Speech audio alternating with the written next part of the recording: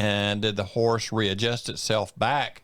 Because if you got a horse that kind of goes off a little bit, gets weak on the side, they'll tend not to intentionally rehab it sometimes. You know what I mean? Mm-hmm. And it's not functionally not lame, so it's just a blemish. And a lot of people just what's a blemish, nothing to worry about. But we can go from there. And the definition that I have is a term referring to a cosmetic flaw that is noticeable but does not interfere with the intended use of the horse. It may be an inherited characteristic or a result of an injury or trauma. So if you see a blemish, I mean, it's not. Get the zip medicine.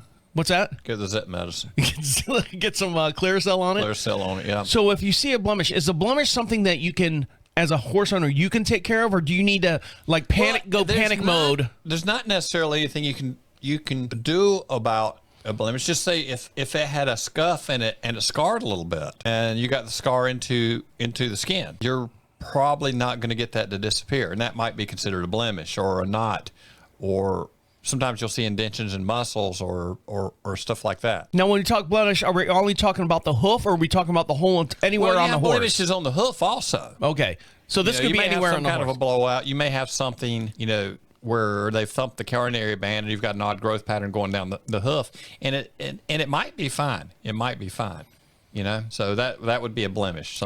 So a blemish is just like one of the first warning signs that. Well, yeah, it can be. So you need to watch it.